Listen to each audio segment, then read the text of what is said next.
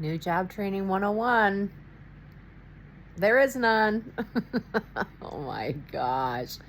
This is the second. Okay, you guys, I got divorced in 2020.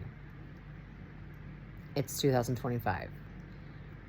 When I got divorced, I had been a stay-at-home mom for 15 years, and I didn't know what to do to make money besides what I did before I got married. So I waited tables.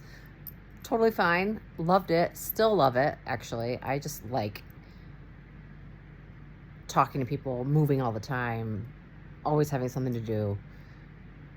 I'm not sitting in a stagnant office that's quiet and smells like nothing. But anyways, I'm not a young buck. Okay, you guys? Obviously. So I knew I couldn't do this forever. You know, I couldn't be waiting tables forever at bartending. And nor did I necessarily want to do it forever, but I suppose if I physically could do it forever, I would have.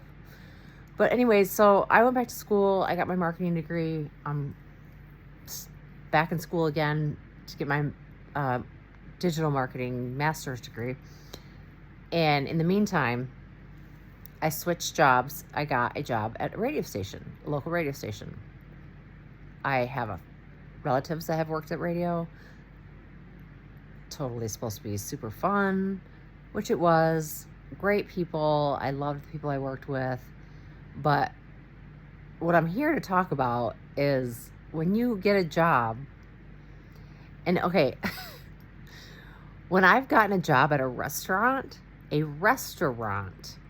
waiting tables, which all of you I'm sure are thinking, oh, it's just a menial job. It's just this, you know. I have had more training before I could get on the floor and wait on a table than I have in these past two technically professional jobs. No joke. Like, the tests I've had to take to wait on tables has been more detail oriented. I'm talking 99% more detail oriented than how they're training me in these jobs. So the radio station basically hired me, gave me a tour of the radio station, introduced me to the people that worked at the radio station, said, here's your cubicle.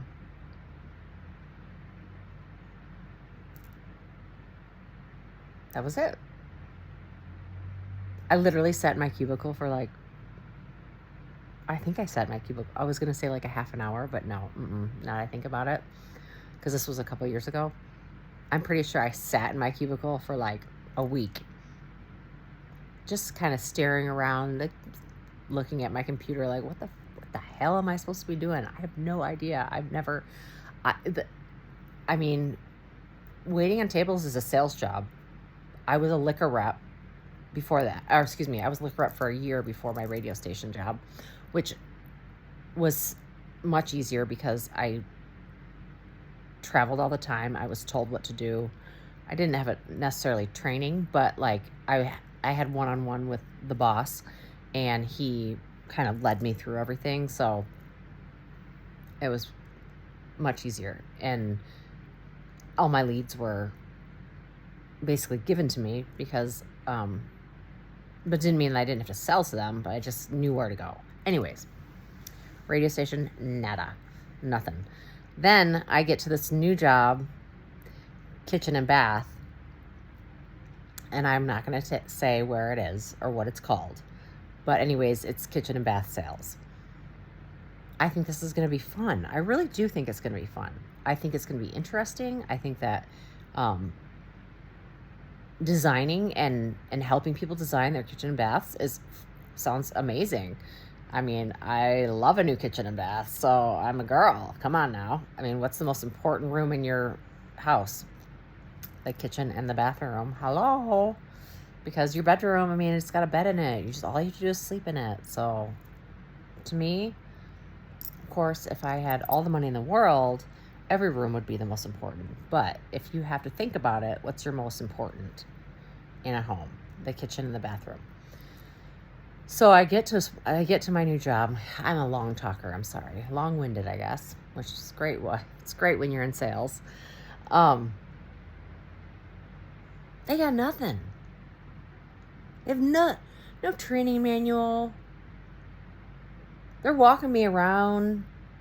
In fact, my first day on the job, I went into a home. It was a condo, which is great. I love hands-on training, okay? Don't get me wrong.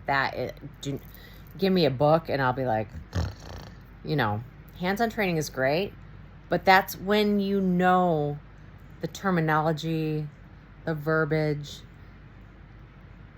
Like, they just basically told me, like, you go in, you measure for a bathroom or kitchen, you tell them what they want, and basically they don't know what they want anyways, but they kind of know what they want, so you just do that.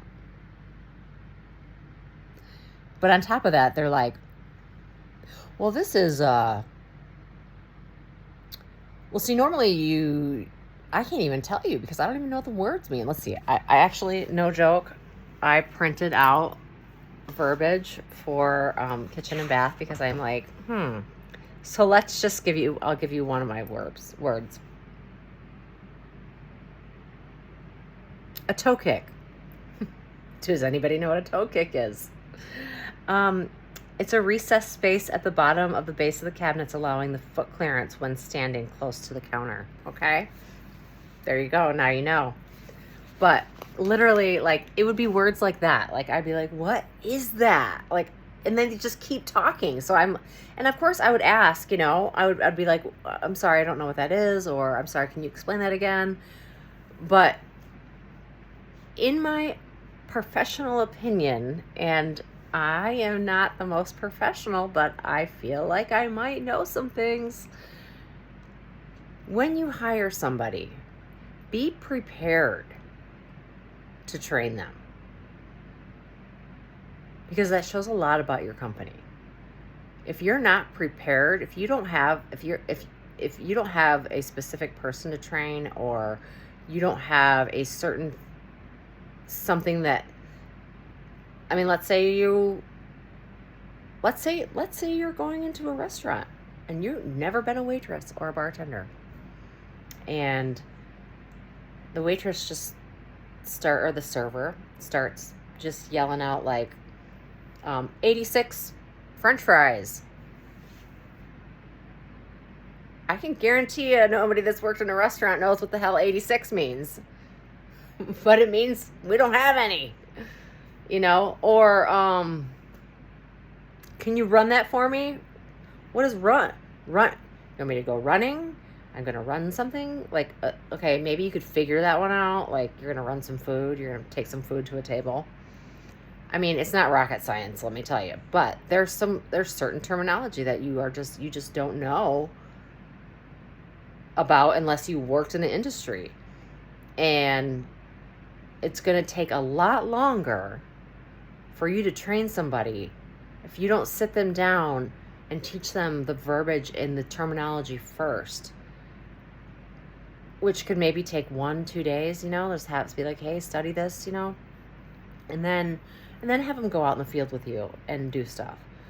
But oh my gosh, I'm like, I mean, and then on top of that, okay, those are the two professional jobs, the radio station and kitchen and bath. But my most professional job, because I have my degree in marketing, was a marketing position for a dentist's office who literally had no idea what they even wanted. I don't even know if they knew they wanted a marketer, but they knew they wanted more business. So they were like, we're going to hire our first marketer, and it's going to be you, which was me. That's great. A clean slate's fine. I can go with the flow. And I actually know marketing terms, and I know what to do in a marketing because that's what I went to school for. So I can actually, like, I got some shit I could work with, But in a place that has never had anybody work their marketing besides 20 people at the same time that are like, we're going to post that on Facebook and we're going to do that and we're going to, and this, and then that person's going to do that, but nobody knows what the hell's going on. Nobody knows who's posting what or where or when or how. You got to give that person some time, that marketer that's coming in, some time to like really reel everything in and figure out what the hell's going on. And this is what happened to me. 3 weeks into my marketing job, the girl that hired me comes in and says, she first lets me work all day, which what I did all day was literally sit in front of my computer, which they didn't have office for me. I had to sit in the middle of everything else that was going on. I'm like, for me, does not work. I need to concentrate. And I was working on their marketing strategy. I was working on their marketing plan. I was working on a competitive analysis to try to figure out what other dentists are doing. Let's see how we can be different. I had shit going down. And she comes in, lets me work all day, sits down with me at 4 o'clock and says, I'm sorry, but we're going to have to let you go. 3 weeks into my job. 2 days after the owner of the dental office, the owner, said, this is a safe place for you to work. We're so happy you're here. If you need anything, you let me know. I will make sure. You can use my office if you need to. 2 days later, the girl that hires me comes in and fires me. And this is my first job out of being a stay-at-home mom, and after I finally got my marketing degree and like really was putting my heart and soul into something, and I said my first words out of my mouth were, why? I mean, really? And she was like, we don't know. That's exactly how she did it. I don't know. Doc just said it's not working out. And I said, okay. I'm going to pick up my stuff. I'm going to leave because this isn't my place. But okay. And so anyways, what I'm trying to get at here is if you own a business and you expect your workers to do their job and expect them to know their job and expect them to know what to do with their job, you better have a good onboarding system going down. Or how about this? Let's just have a plan. Plans are better than no plans, right? Am I right?